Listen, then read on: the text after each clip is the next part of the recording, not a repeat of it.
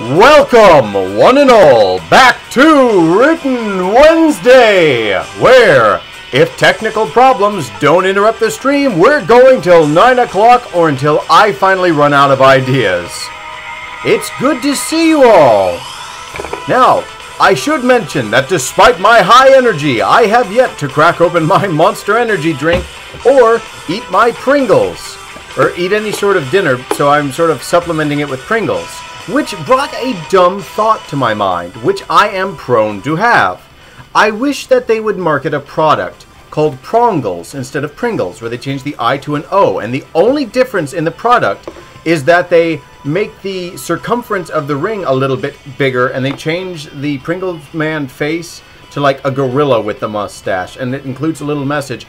We understand to our Pringles eating community that not everyone has the small dainty hands of a schoolgirl.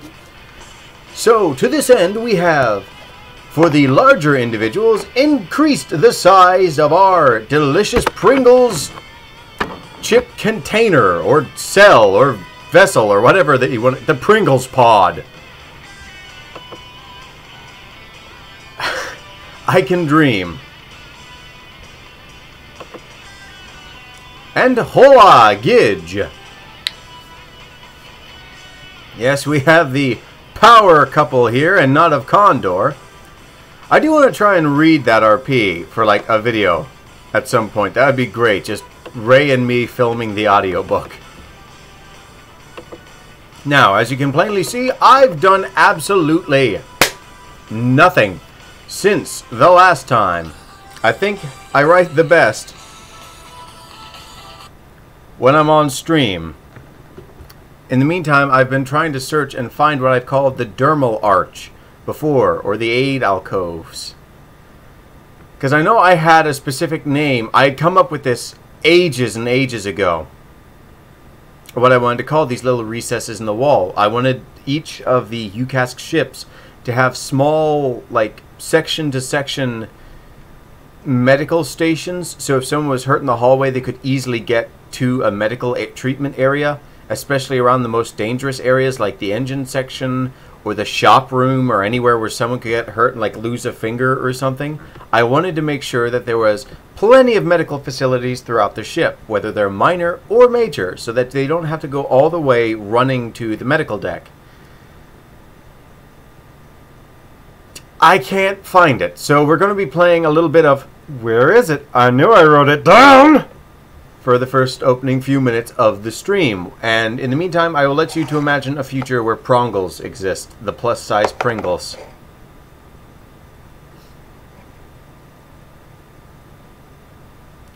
Gaunter O'Dim. No, I've never heard of it. The Pringles vessel sounds like a dark artifact. Yes, I'm sure it is. At least most dietitians would think so. I'm actually pleased with how many Pringles you can eat for just 150 calories on a 1,200 calorie a day diet. I appreciate it a lot, and I don't know why, but every Wednesday seems to usually be a cheat day, and I know I don't want to do it, and I'll go weeks without doing it, and then I'm like, well, I suppose I could have a cheat day. My mom made these whoopie pies, and those look very good, and oops, it's Wednesday. Now I get to just truly flaunt my double chinular physique on stream, wearing a nice button-up shirt. Just to want to make sure it's not empty, you know. We want to look as bullfroggy as possible before the stream. And a shower too, so my hair's all flat and sleek, so you can see what it would look like if a thumb wore glasses. Let's see. That ain't right.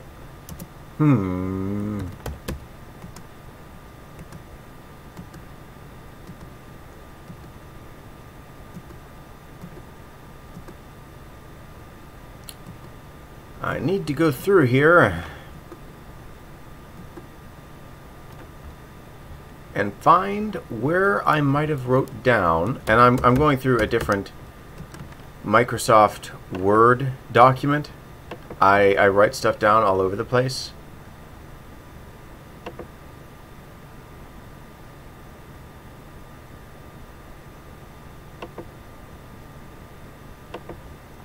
And eventually I'm going to have to set it up so that you guys can see it, because I remember the last time I tried to read Fly By Night Apocalypse, and that just went swimmingly until I programmed it into OBS so that you guys could see it. So right now, oh boy, I'm going over all my notes and all the written down world building that I need to do. Boop, boop, boop, boop.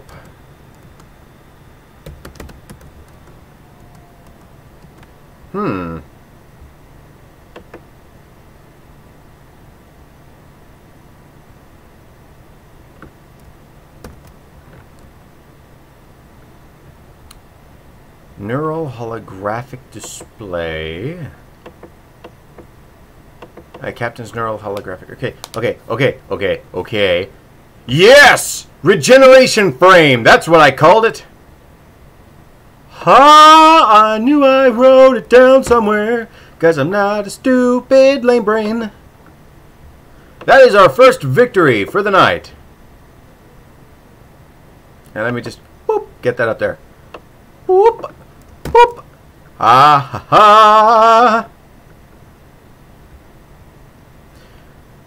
Do you know we only see a black screen? Yeah, never mind. No, I know that happens anytime I close this, because I finally figured out how to program this thing not to show my desktop and like a small sliver over here of my web pages when I'm trying to grab information and stuff, because I figured it's frustrating to only see part of it and get every other word of what you're trying to read. So like it would be like, ever heard Gunter O, the name, dim, initials, the best, The Witcher, see only. So yeah, no, we've got this taken care of. And hello, Yogi Coyote! How are you doing? You're going to be in the birthday picture this year. I've already started one, and I'm quite pleased with it. I just need to color it and get it all done. So, boundless excitement. I know I knew I had all this stuff here. Now I need to go up here and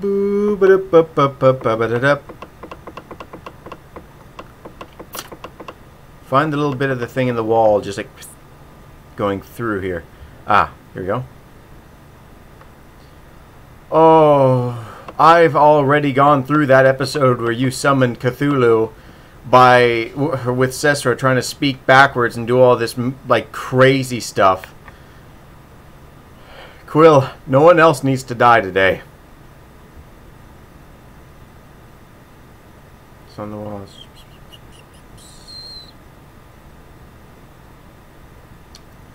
Alright, let me see. That would be... Here we go. Here we go.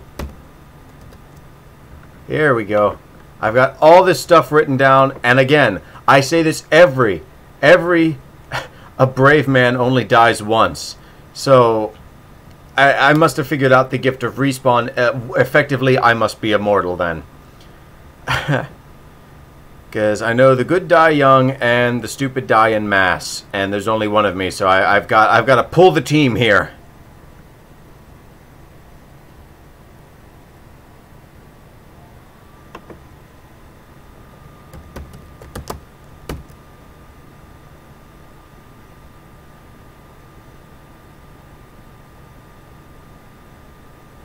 Okay, yeah, I finally got that written down. I am happy about that. We're making progress.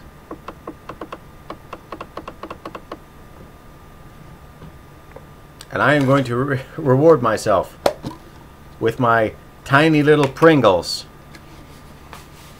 I feel like I'm conducting some sort of strange surgery, or that I'm going to get stuck in one of those weird monkey traps. And they always have to like lay in weird angles too. They can't just lay normal, like normal Pringles.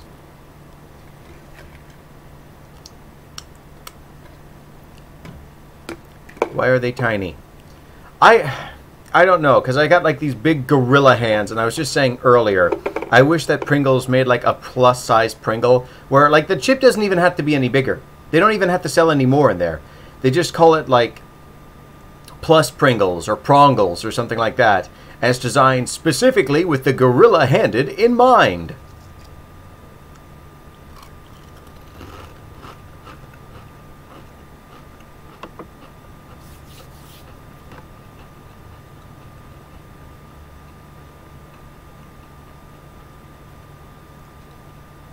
Yes, a much bigger tube.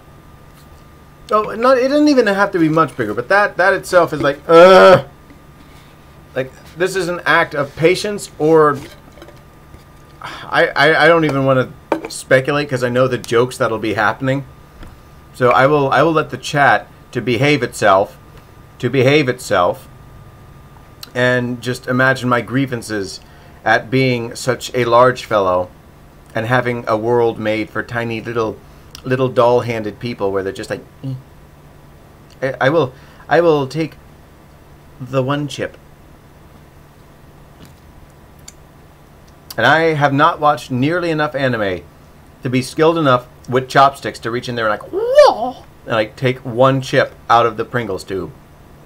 Doll hands. Yeah, no, I know. I am in a world for toy people.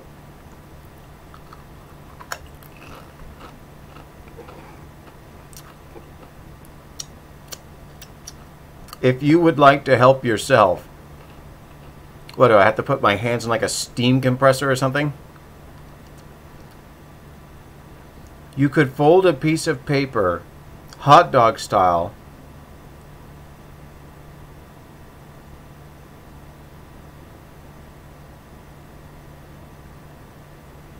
a world of quantum mechanics has just been opened up to me, and I like the way you think, my Spudley friend.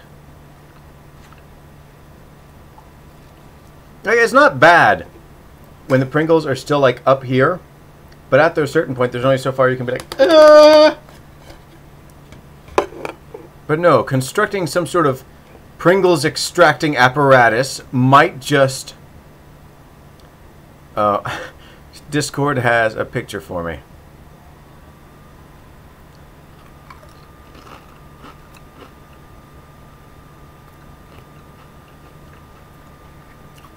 I love this.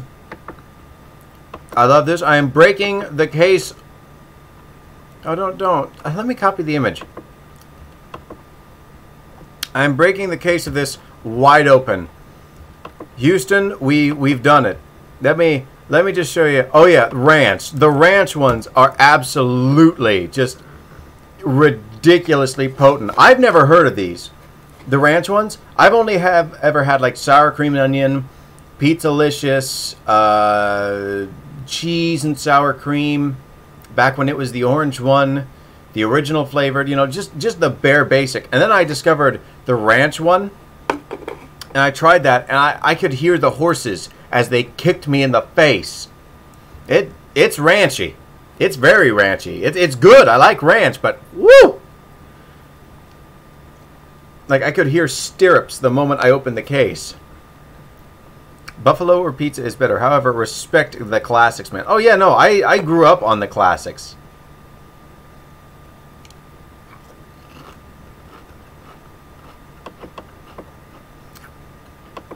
I saw the video of that one voice actor that I can never remember his name. And he went through, he doesn't even like Pringles, but he went through and he tried a lot of them. And I kind of want to make that video. Like, just take a day from my diet, or pencil them into my diet.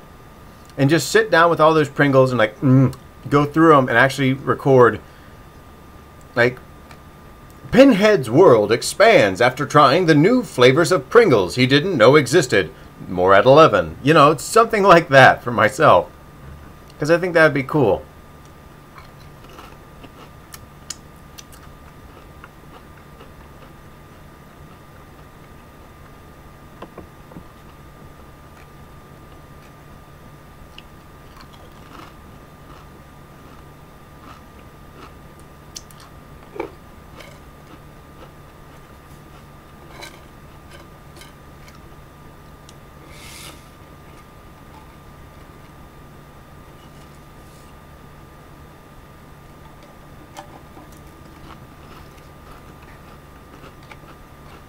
Well, I've effectively become the Jaws equivalent, or the Pringles equivalent of Jaws. And that is all we will see of that. Delicious. I had tempted of breaking my silver set out and just being the most obnoxious fancy person. You know, just sit here with 13 forks and knives and try and... Pringles. But I decided against being a complete and utter tool. World building question of the day. Alrighty. What is a geological formation that has greatly affected one of your fictional settings? Ooh. Oh, there's a couple actually. Okay, there's a couple. Friggin' salad fork. Yes, no, I need my Pringles spoon. I just want a teaspoon of Pringle. Doesn't that go on the left? Yes, indeed. Exactly. I'm glad to know you're all so well-mannered, though I'm not surprised at all, since you are the man who brings with you a cask of wine to every formal event and stream you frequent.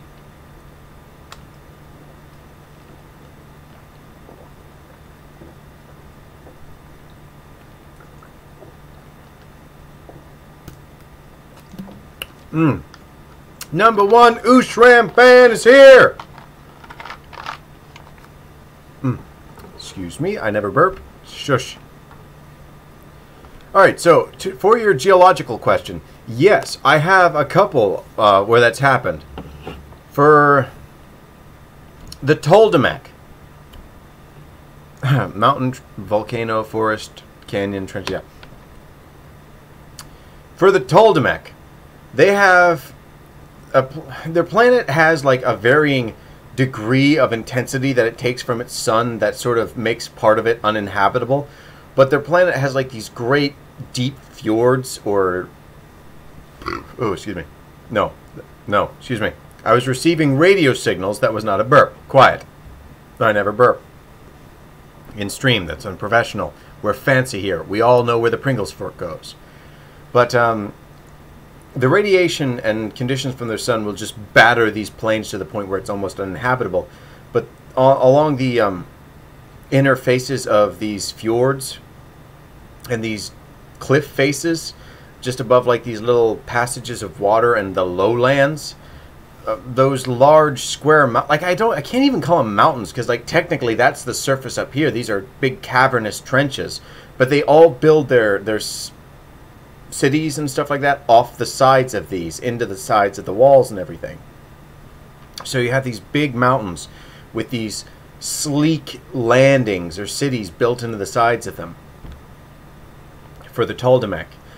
Or for the Yoggle, there are huge deserty, I guess, clay straits and stuff like that, and small oases with like mostly large rolling desert plains as far as the eye can see on this desert dying planet, with only small patches of habitable land. And like it's this kind of reddy kind of clay sand. Like it's really fun to deal with geological... excuse me. It's a different channel. I'm picking up AM signals now. Not coming in clearly. I'll let you know if that develops. But I get what you're going here, because that's one thing I usually didn't... like a couple of years ago, I didn't really appreciate that in world building. But it is really fun, because that's an area that really gets neglected. You can tell... I'm going to make a very obscure reference and accusation here. I think that's one of the cool things that Homestuck got right with its characters and with its early settings. Like, in most modern media,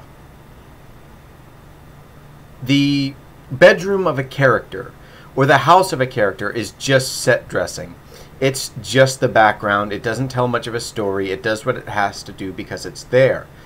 But making these detailed choices and art directions and designs and all this,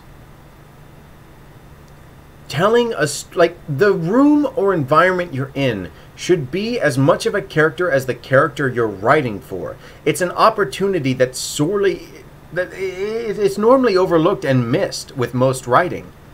So ever since that world was kind of opened up to me, and the reason I picked for Homestuck is there's like these little quirky things and little things written on the wall, and just the conditions. Like, it tells more about the character and their thought process than just being a background space.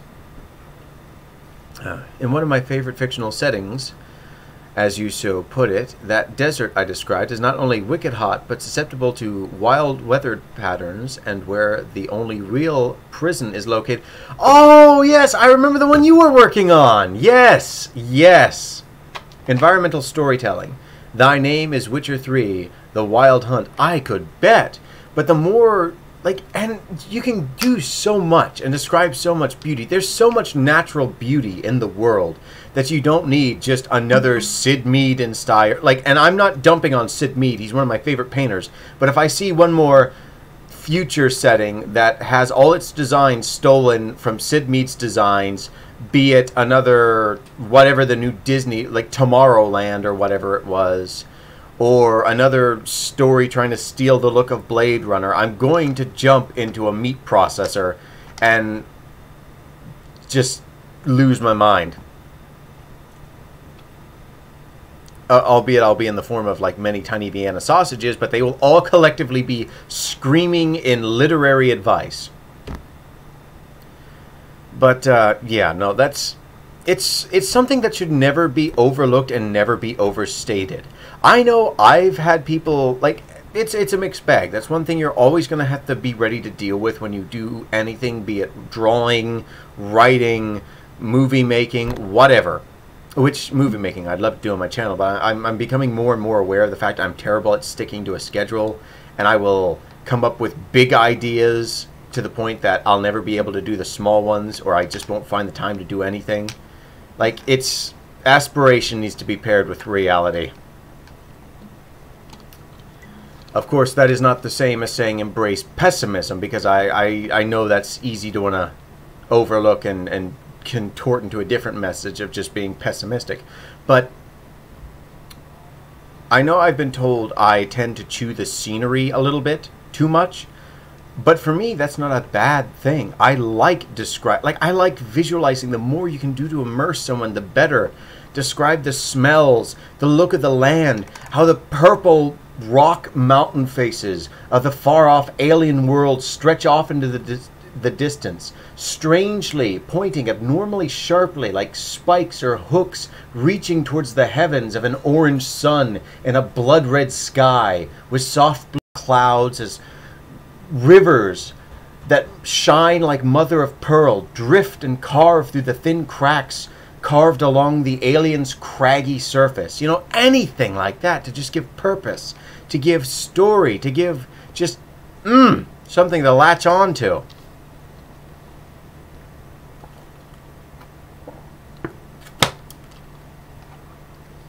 Instead, we get Star Trek, the Nihilism generation, with Star Trek Picard and Star Trek Discovery. Okay. I don't own the game, but I am slowly falling in love with it. Also, have you spoken much about World?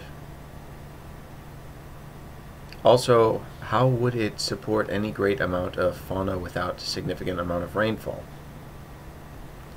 Well, that's part of the challenge for you. You could always say there's large pockets of underground rivers or underground streams. You could say that they're hardy plants, or you could look up types of fungi that survive well in arid environments, in which there is a few, much like for the Yoggle. That's some of the inspiration I took for their fauna. It's either mostly dying because most of the nutrition is in very, very scarce amounts on their planet, so most vegetation is much smaller than what it should be, lives much less long, and then decomposes quick to try and revitalize the the soil for its offspring to want to sprout up and grow. And it's effectively an ecosystem of phoenixes trying desperately to tend to its offspring in the ashes of itself. It's a world that is dying. It is a world that is we're trying to make do with as little as physically possible. It's amazing the stuff the Yoggle's been through, but it ingrains in them this cultural identity of we will figure it out. We will endure. We're not the biggest species in the UCASC. We're not the biggest species on our home planet. We're not the strongest, fastest, most durable, but we're the smartest. And we will endure. And just finding the connection between landscape and geography and world building and character identity and just finding that line there. How did the Yoggle homeworld begin to wane? Oh, that's actually simple. Because it took an excessively long amount of time for a sentient species to evolve on Machi. The second they started growing and evolving into sentience, it was already billions of years older than Earth, so the planet was on a decline as they started to evolve upward. So everything they've done has been very pensive, very tentative, and has ingrained in them this need of forethought, this careful consideration, and despite their nervy nature, this resilience and spirit of perseverance that just cannot be abashed. If that question was to me, Gidge, it's because the... Oh, what? Why? I think that was just yes. Denizens broke pretty much one of the commandments that was given to them, and therefore they were turned into monsters. I had a similar idea for my... sorry, that probably blew out the microphone. For a medieval setting of mine called Alkia, where man had started to become so full of hubris in their own invention and their own craft of science and unlocking magic for themselves, that the gods stopped paying them the honor of making them in their image, and these monsters started to pop up until society just started breaking down further and further and further and further. And I really want to write that one, but I really need to get Infinity Quest done first, but I'm really looking forward to it, because who doesn't like a good old sword-slinging fantasy story? Now, I'm just going to take and crack open this monster, because despite being allergic to it, I love guava.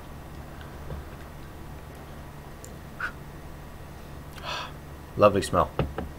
I don't know why, by the way. I've done that ever since I was a kid. You crack something open, quick blow, quick smell, beautiful.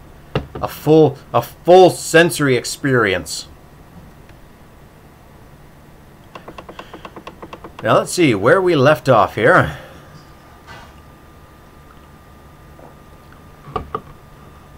The engineering staff had erupted into a flurry of tasks, modifying the neuron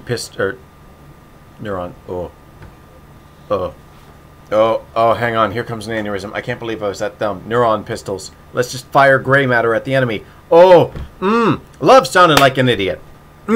Take two. Beep.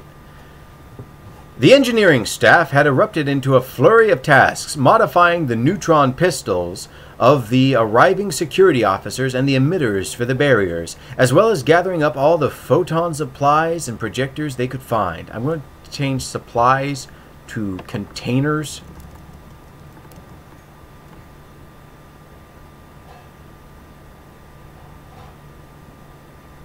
No, batteries. No, containers. Guava paste, crumbling cheese, summer sausage, and saltine crackers. The ultimate Friday night snack. I'm going to have to stream on Friday then. That sounds good to me.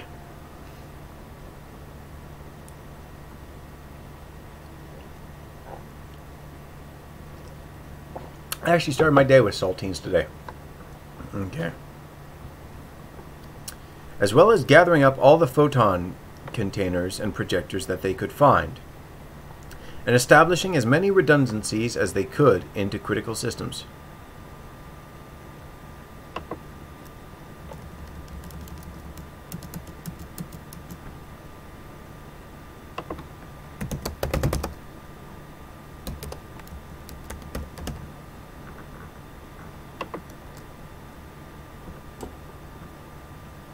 With few gestures to Magilder, Ted hurried out of the engine room to the blockade that was fast directing in the Deck 8 hull, taking only a small toolkit and a wider engineering variant display pad. Similar blockades on Deck 7 and around every access point to the computer room sprang up just as deftly. It took only a few taps on of the screen for Ted to alter the barriers and prepare for the machine's arrival, while the detached medical officers on the deck took to readying the aid alcoves and the stationary epidermis regeneration frames.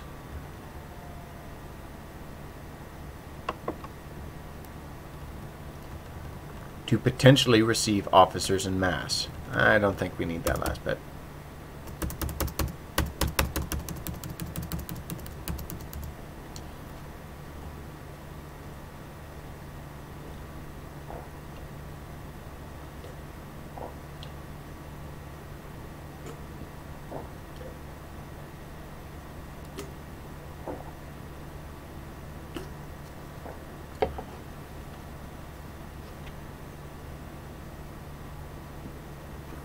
I'm not happy with this top bit up here.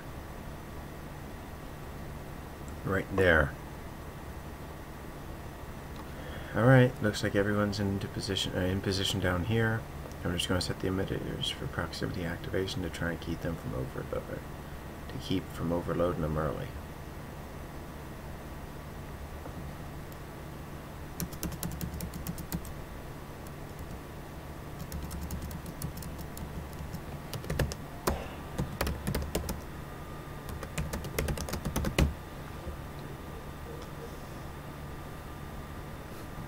I have learned, says Quill Dragon, via the wise road of wine, that something fruity combined with cheese and breadstuffs, like saltiness, is the paramount achievement in snacking. Dried cranberries and sharp cheddar are amazing. I have never tried that, but you guys are making me very hungry. Please stop. This is an act of aggression, and I don't appreciate it. My waistline doesn't appreciate it either. And my stomach doesn't know what it wants, so pay it no heed.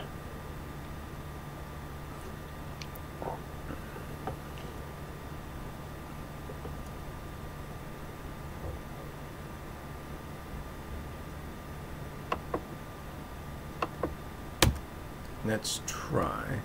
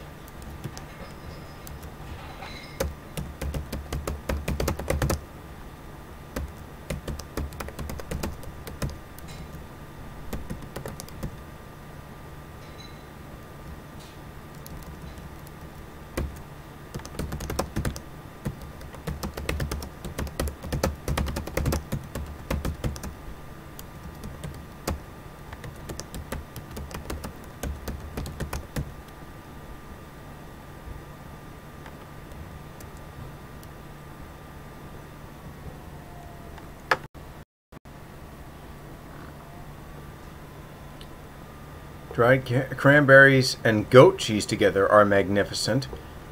That does sound good. Almost as good as the scratch-made chocolate cake that my mother and I... Stop it! This isn't funny. I don't want to be fat. Cheese. Great Britain and Spain both made me fall in love with the substances. Yes, I love cheese too. I had a bunch of Carfilete this morning. Stop. Stop taunting me.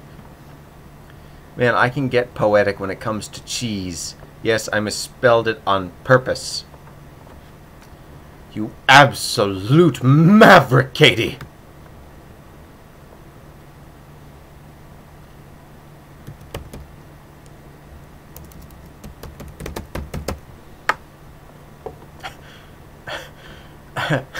Meg, LMAO, Jesus.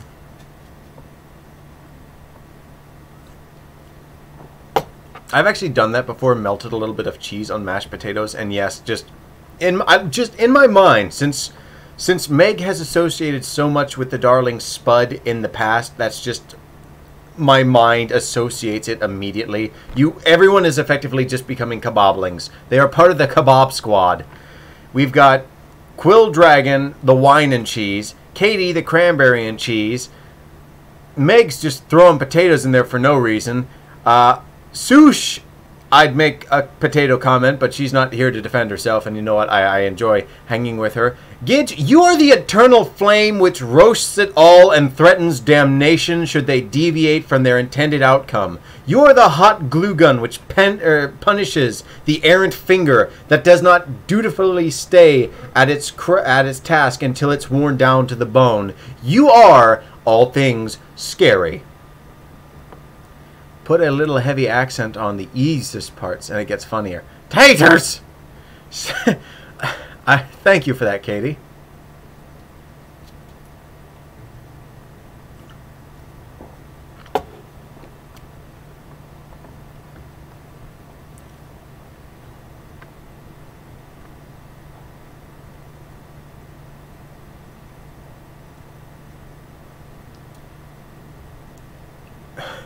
What's taters? What's taters precious? Taters. Oh, they're wonderful things. You can boil them, mash them, make them in a stew.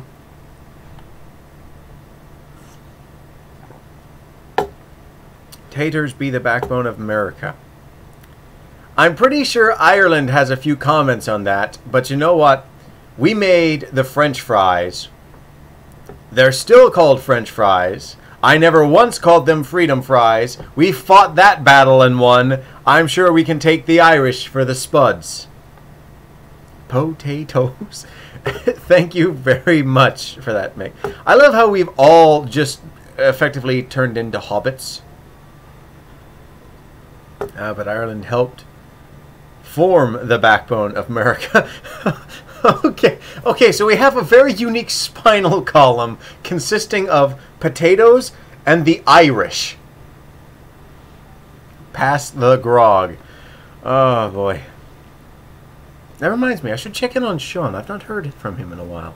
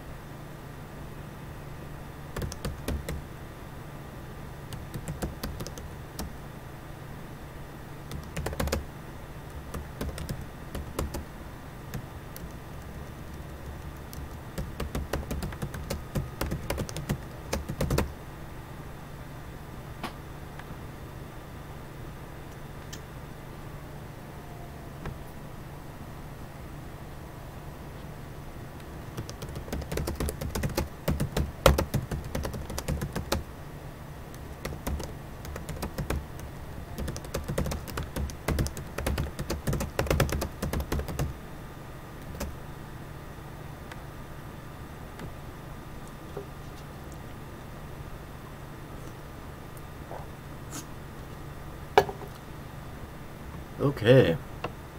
I'm liking the way that one's looking more. 1, 2. 1, 2. Okay. There we go.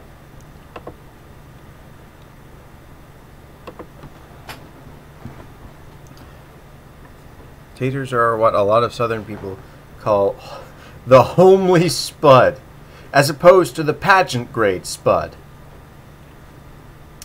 The same as tomatoes or tomatoes or maters is southern U.S. slang for tomatoes. Ooh! Oh, one of my favorite. Hen fruit is another name for eggs. Calling them hen fruit. I love that. That's hilarious to me.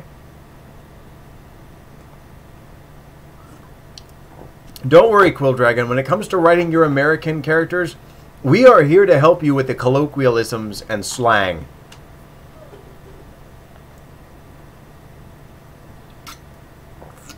Yes, bok bok bok. Katie, you are on fire tonight. I don't know what they put in your water supply, but good on you.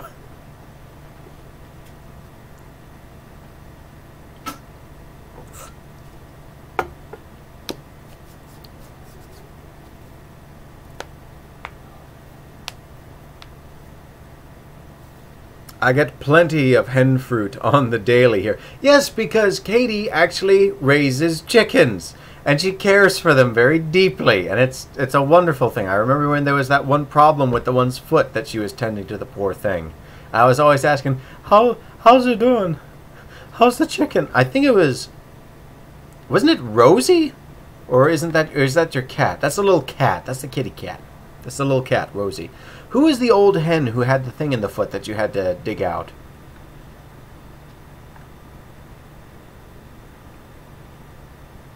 Yeah, Rosie's the cat. I thought so.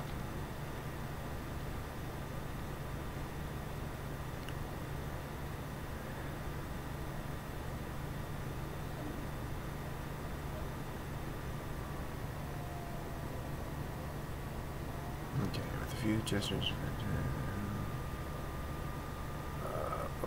I know I can. I want to go into a little bit more detail here and.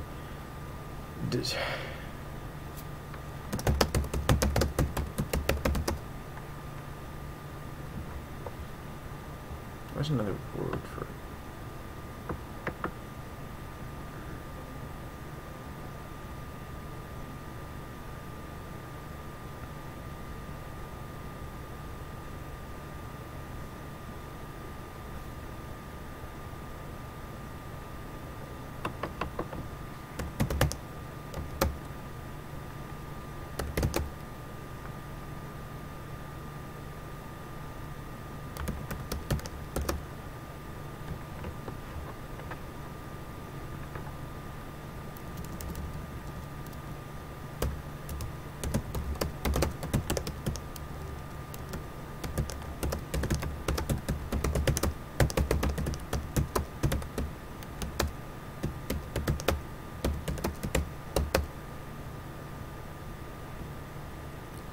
Oh boy. I think it was Liberty.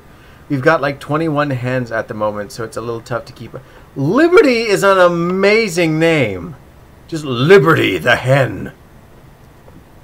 Speaking of which, in that other IP I was working on with Ray, the old one of mine that we've been role-playing in, one of the many nicknames her character has acquired is Mother Hen because of just how doting she is on everybody and her just precious, adorable, I want to help you out spirit.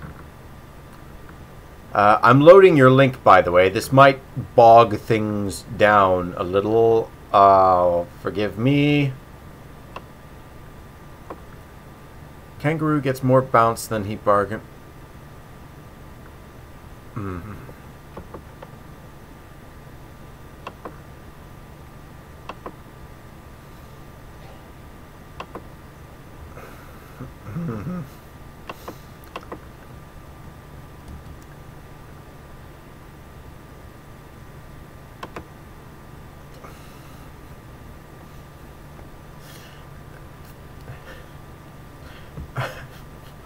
Okay, kitty.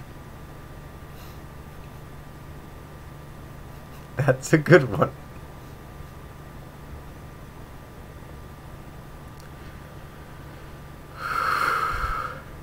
Just give me a second to center myself here.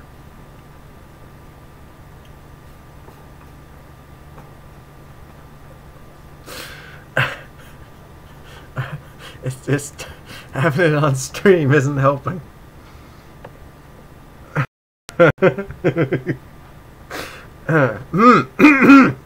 Stop it. We're writing a book. I'm focusing. I swear to goodness I'm focusing. I'm literally tearing up for that one. Well, I feel my soul tearing apart, so thank you guys. You know, if you just want to completely break my spirit this stream, send me all the funniest things you can think of.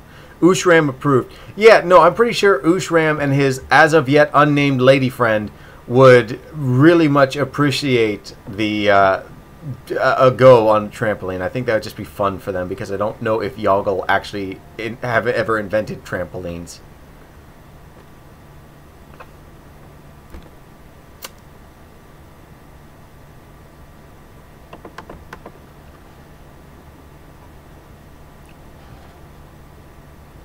Oh no, I am out of water. Oh no, I am double out of... Oh, my reserves are tapped too. Wow.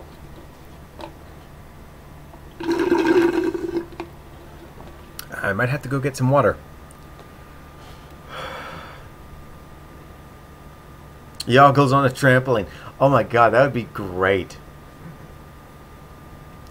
So, would you guys like to see the first commission I've ever bought online? It's a character I am writing for my book. I made the mistake of looking up refs for kneecaps on Google, and I was like... And Google was like, okay, kneecap injuries. Oh, no, that reminds me of the time to fix my messed up knee. We went to Dr. Choi, you remember, Gage, and they put a needle through the front of my kneecap. Ugh! I hated that. But it fixed my knee, so that works. Ugh. Ooh, ooh, ooh, ooh, ooh.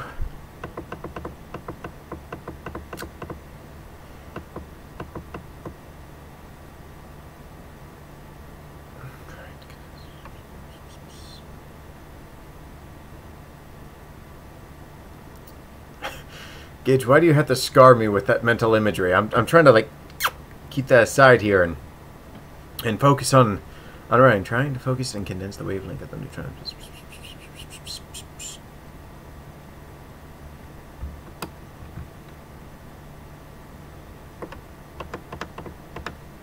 It hurts just trying to. It hurts. I was just trying to draw. For a second there, I didn't read that correctly, and I thought you said it hurts just trying to draw it. I'm like, good Lord, what are you drawing? What terrible fate do you have waiting for Ray and us in the RP? Like, this big dwarf is going to show up and just kick me right in the knee and break Sun Sandow's leg. You know, what terrible picture are you getting in the side waiting and ready for us? Oh, by the way, Gitch is hosting her own, like, RP session with an IP she's working on herself. All secrets, no spoilers here. But when she finally makes that, that's going to be, like, when she finally releases that, you guys are going to be amazed. And I saw this today appear in my inbox, I think. I like your sword, the Unmaker. Very regal, very nice. That looks amazing, and you should be proud of yourself, Quill. That's a great commission. Don't make me think of that. Yeah, no, I don't want to think of it either, because I don't want to imagine my character just getting, like, slapped into a pulp by an angry, beefy dwarf who's 2 times as strong as I am. And I'm left on a boat with him. I wish I could do like the Warshak thing, where it's like, you're not, or I'm not locked in here with you. You're all locked in here with me. But no, I get halfway through that before he just goes, oh, and down I go. I'm going to get some water really, really quick. I turn it over to the text dancing styles of Katie. Katie, take it away. Please dance in the chat to entertain everybody until I get back with water.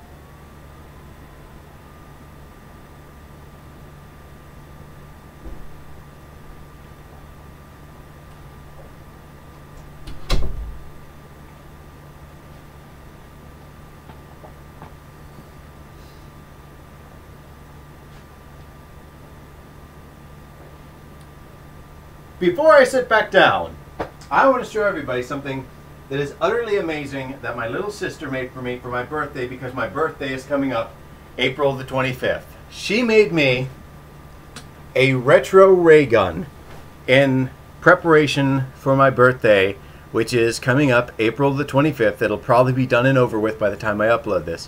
But she made this awesome, shiny, old school retro ray gun looking thing, and just in the lighting here, this thing looks absolutely amazing, and I adore every detail of this thing. She is absurd with how talented she is, and I want to make like a little movie or a series or something that is just solely focused, like, this is Pringles parts. That's one of the like, she's been making models and stuff out of just ridiculous, like the Skex's head out of the McDonald's napkins. Yeah, here of late, her muse has been Pringles cans. And no, I'm going to go over and just kick in her. I'm going to hold her up with the ray gun. Give me your set pieces. I want to shake your hand.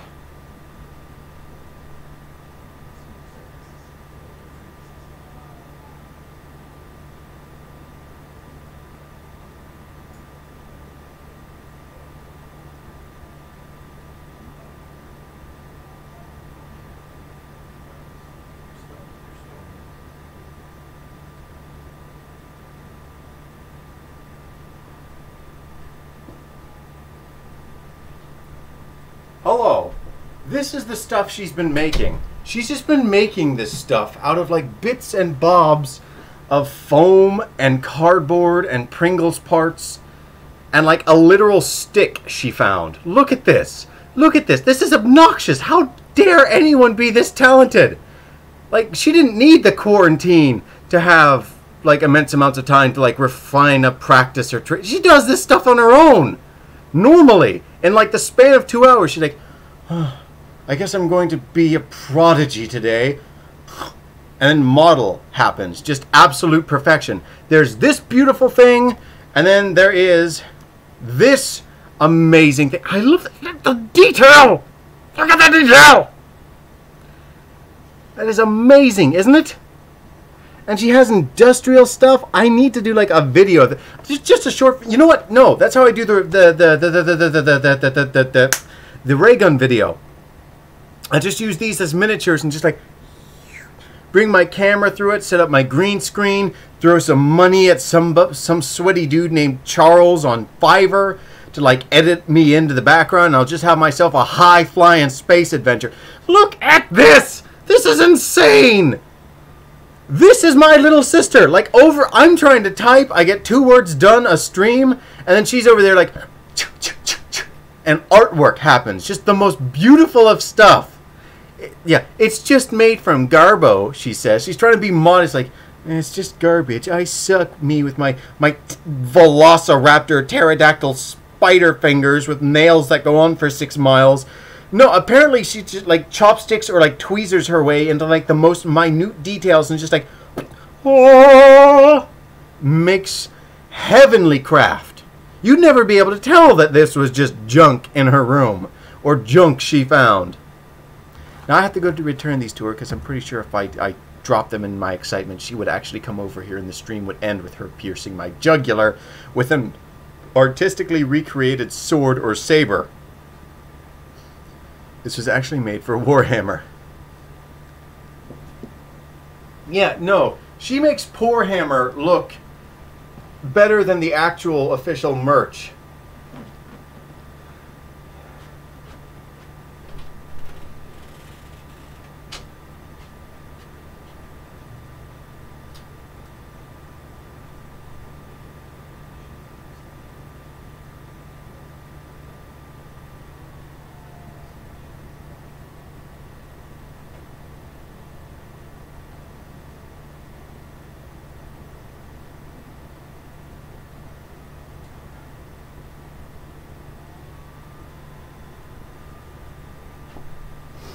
And I'm back with the ray gun.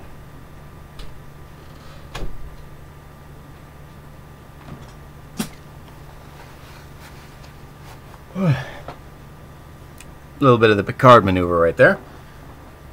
I'm not even going to begin on how much the kits of those cost. They should shine, such is their magnificence. Warhammer should be paying you. Don't even get me started on your eye for detail.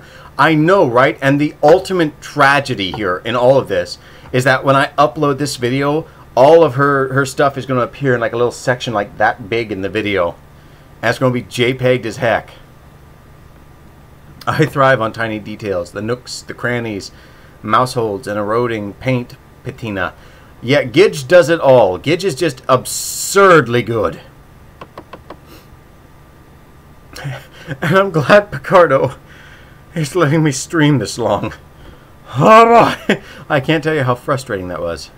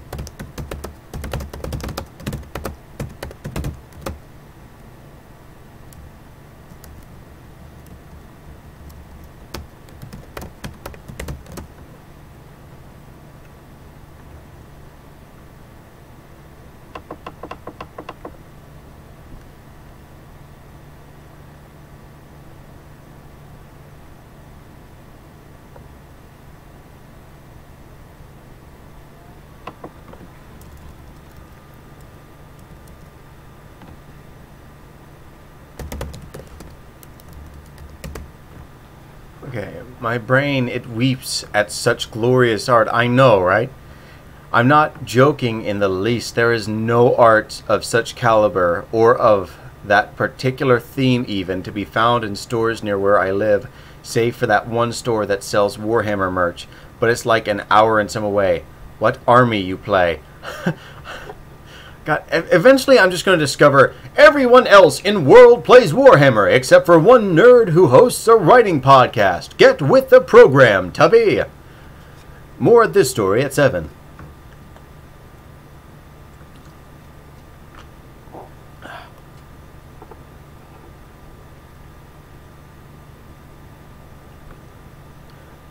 I don't play it either, and I've always found the lore to be a little bit edgelord. A little bit too edgy for me, but you know, whatever. Like that, like for catharsis, I could see it because I know Gears, like the first 3 Gears of War, were really good at that, where you're just some beefy meat dude with hands like Venus flytraps that could just like literally slap the eyebrows off of Zeus himself, running around with a chainsaw. The lore pulled me in, and I've been getting into the tabletops scene since making my own. Yeah, no, I want to do a game, a let's play of the one board game you made. That would be awesome.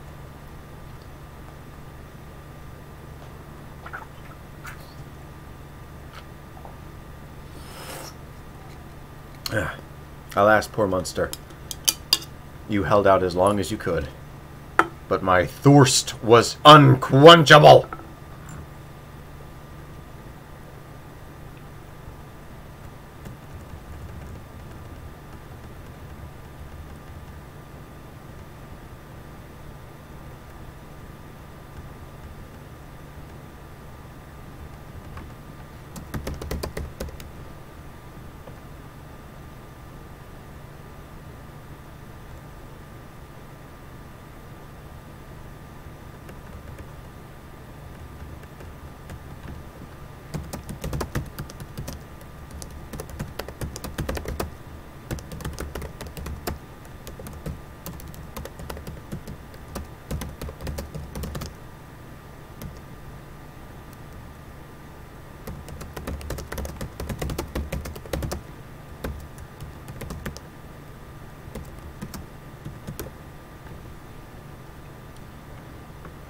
I just need to hammer out my knowledge of trademarks. The friend who got me into the game always beat me like a drum every match. Oof. And it's kind of like me and Colby when it comes to chess, and she's agreed for my birthday she's going to play a few games of chess with me, which is going to be really fun.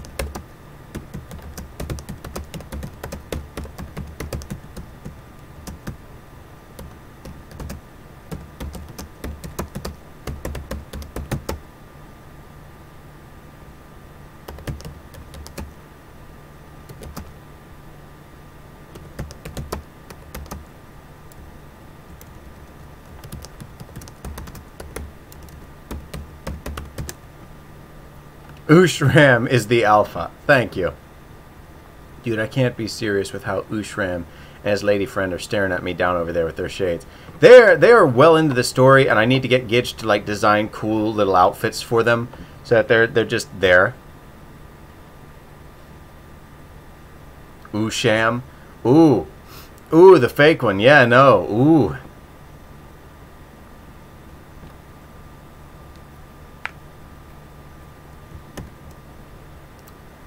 Alright, looks like everyone's in position down here. I'm just going to set the emitters for proximity activation and try to keep the strain on them down. Ted called this.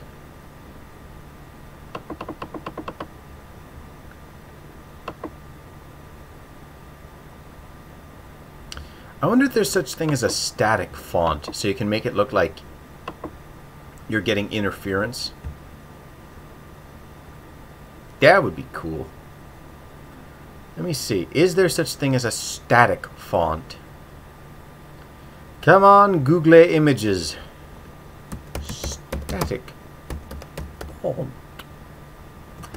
Glitch static, TV static.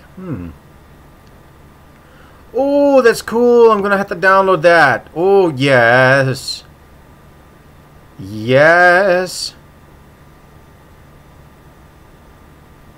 Oh, that's cool. I love that. Ushram, buddy, you got one big old melon. Yes, yes, it would be awesome. Yeah, it would, because like now when I have signals getting disrupted, I can actually have it be like instead of just like dot dot dot dot dot word dot dot dot dot dot half a word dot dot dot dot dot word. now I can expand the process to it start getting glitchy before it just goes to like ip ip up ip ip.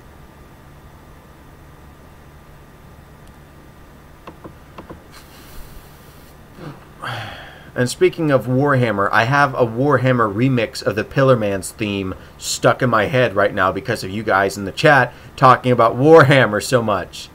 So I'm over there, like my quivering biceps or whatever, my quivering abs or whatever their theme song is, trying to write this big action scene while, while that's going on in my brain.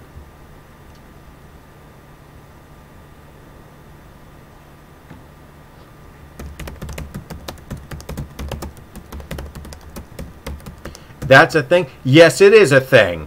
It's like a picture of like the emperor or something just sitting in like this big meaty throne with all these like implants on him. And then like you hear that I of like their song starting, and it kicks into like the like hard guitar, and they're just there like dancing around with like Warhammer heads very poorly photoshopped over top of their actual bodies, and they just dance from one side of the screen to the other back and forth in like a 4-minute loop of their song, and it's horrible.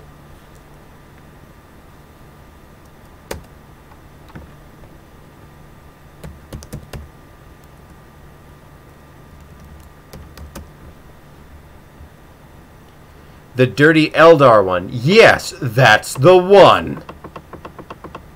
Scroll up here. I'm going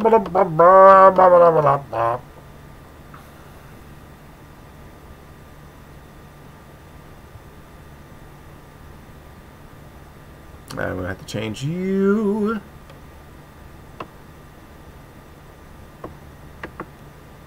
Oh, there. Ba-dum. Tiny D. Ba-ba-ba-ba-ba-ba-da-ba-ba-ba. Drone doesn't need to be italic, because I'm pretty sure everybody knows what a drone is in the year 2020, unless you're from Papua New Guinea.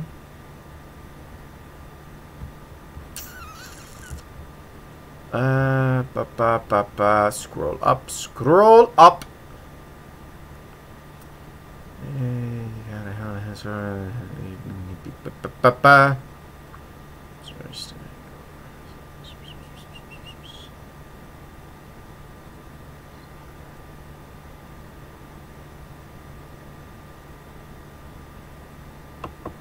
I need to find where Cairo was talking about where the Infinity Drive was.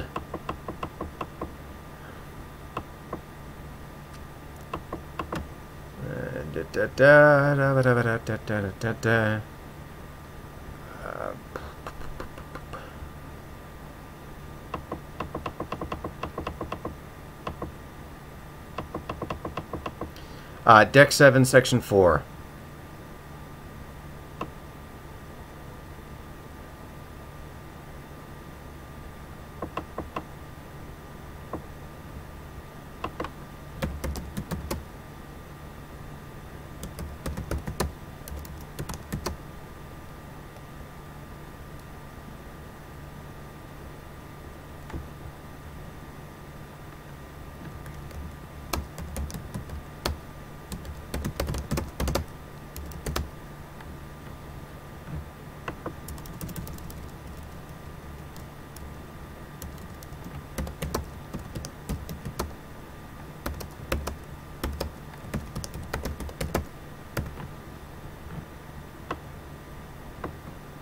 Nodes is a fun word that isn't used nearly enough.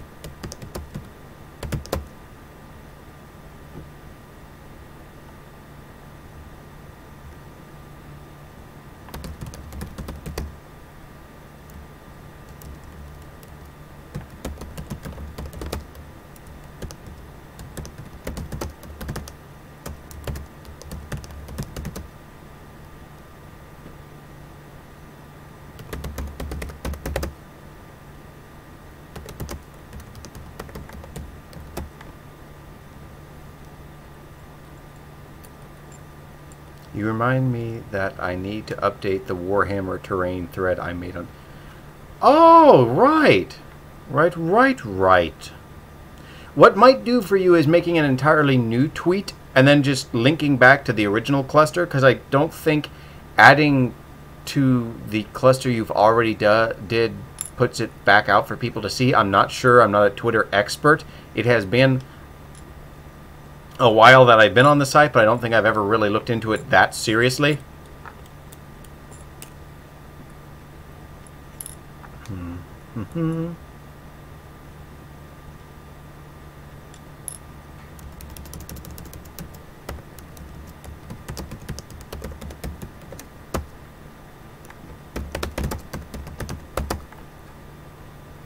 Oh, is okay. IDK how to Twitter. Yeah, no, I don't... Does anyone here purport to be a Twitter expert?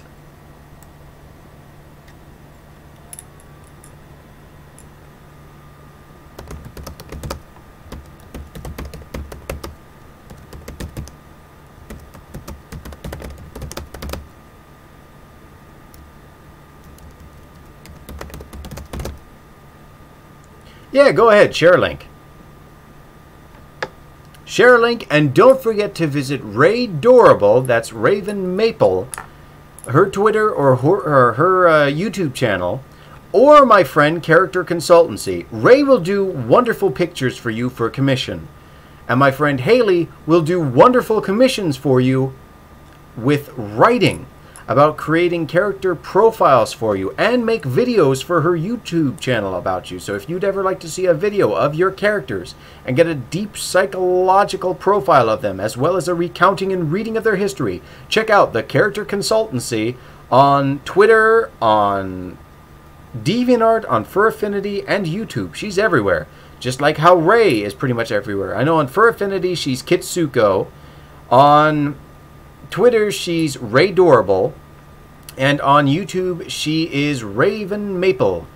And Quill says, and I forget what she is on, I think she's Little Kitsu or Little Kitsuko on DeviantArt, but I don't remember.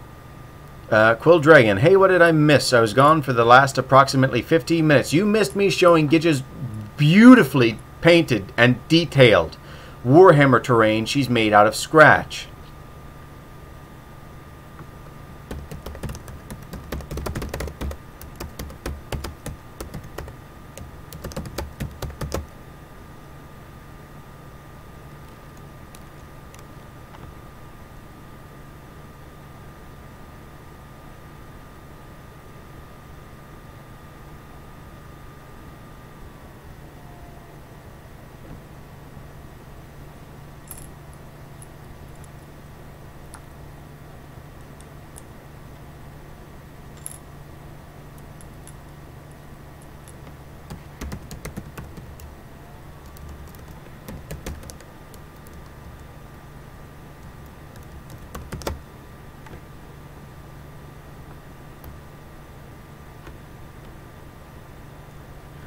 All local clusters of internal sensor control nodes on Deck 7 and 8, Section...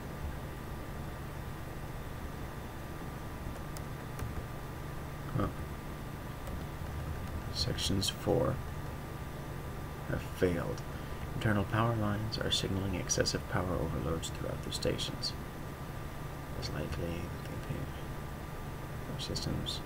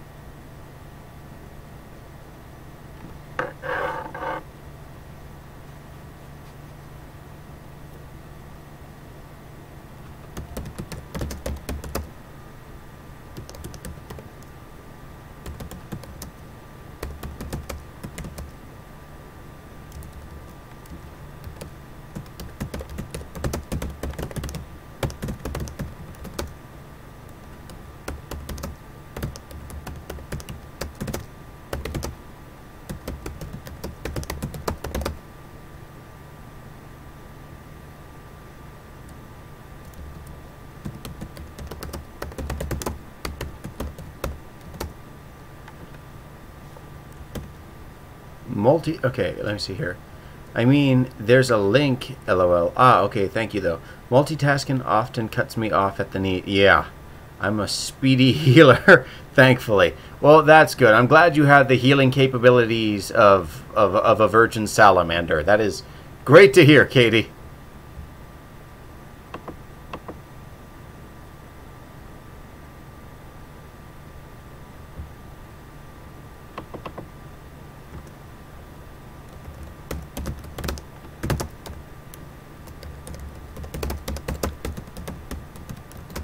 Welcome back, Meg. And I'm still streaming. I've not been cancelled yet.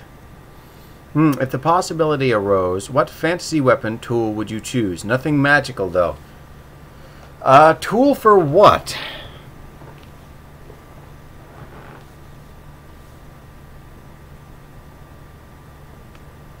Ooh, nothing magical. I mean, I have recently, like, I'm thinking about buying some cool medieval rings I found because I do like rings. I think rings are cool accessories that you don't see nearly enough of. Hook or crossbow. Ooh, let me show you something. And I think Quill would get a humongous kick out of this.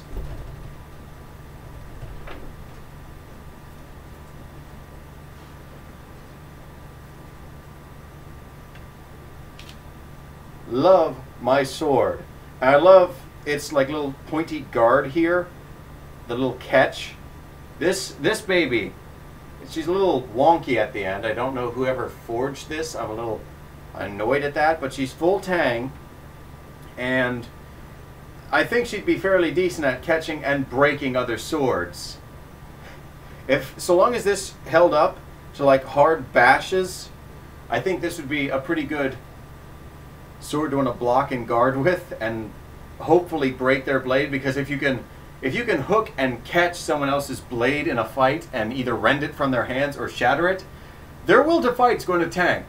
So as far as medieval weaponry goes, I think I've got my affairs in order.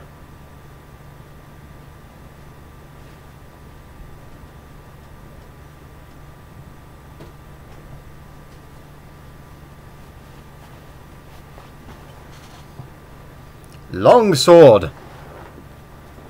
Oh, hang on. What's to say? Quill says, the last of the wine disappears, washing away the last remnants of dinner and dessert. With my tap run dry, I must bid you all goodbye. Well, adieu to you, Quill Dragon, my favorite wine-honking reptile.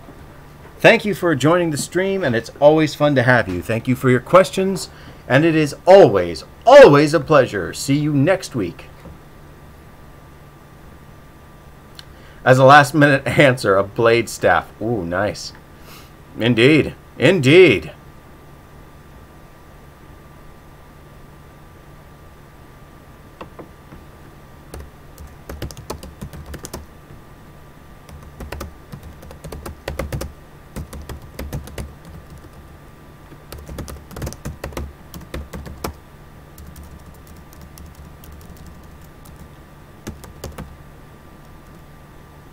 The liquor lizard.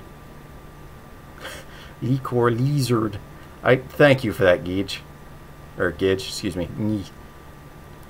Okay.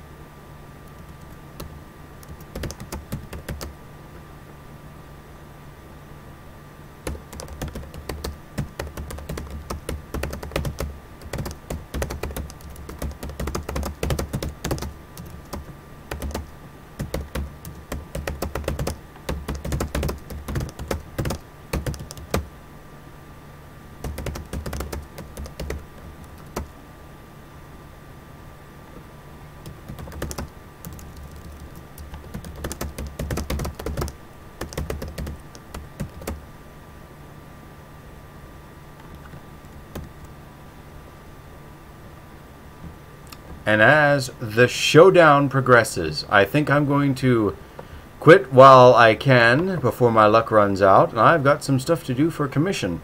I need to finish the birthday picture I'm working on, draw out some Yoggle cars for someone doing a landscape for me. So until next time, keep a kind state of mind. Believe in yourself and never let your heart grow dark. Because so long as you have the strength to believe in yourself and follow your goals, to put the work in through the highs and lows, I know you will see your craft evolved and worked into the finest blade. And you'll make it to where you want to go. I believe in you. Thank you very much for joining me. And have a great night. Happy quarantine, everybody.